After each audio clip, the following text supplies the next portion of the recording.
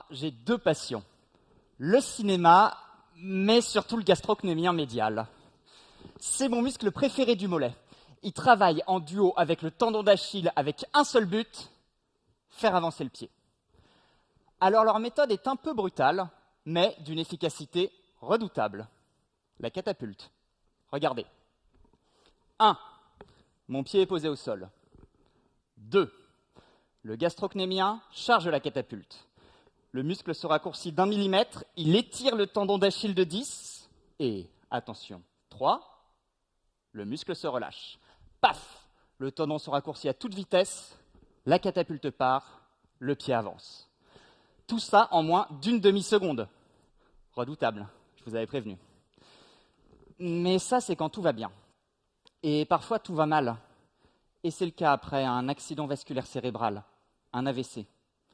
Car après un AVC, la commande qui part du cerveau et descend jusqu'au gastrocnémien perd en intensité et en précision. Résultat, plus de catapulte dans le mollet.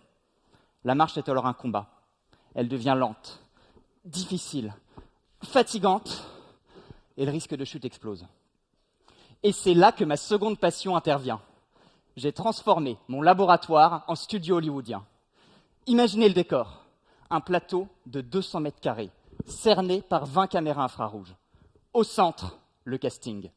60 acteurs que j'ai recrutés pour leur histoire. Tous ont survécu à un AVC.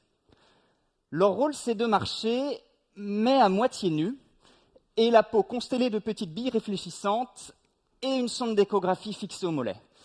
Un peu étrange comme costume, mais nécessaire pour faire de la motion capture. Vous voyez Gollum dans Le Seigneur des Anneaux ? Même technologie. J'ai pu enregistrer leur marche au millimètre près. Et pour voir à travers la peau, l'échographie a pris le relais.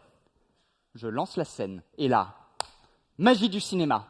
J'ai vu en direct le gastrocnémien lutter pour tirer sur le tendon d'Achille et charger la catapulte. C'est dans la boîte. Aujourd'hui, mon tournage est terminé. Mes acteurs sont rentrés chez eux, héros anonymes de la recherche. Moi, je suis en plein montage. Des heures d'échographie à mesurer, pas après pas, image après image. Grâce à elles, je peux enfin dire ce qui coince à mes acteurs. Est-ce que c'est leur muscle qui est trop faible pour tirer sur le tendon ? Ou est-ce que c'est leur tendon qui est devenu un vieil élastique et ne peut plus propulser le pied ?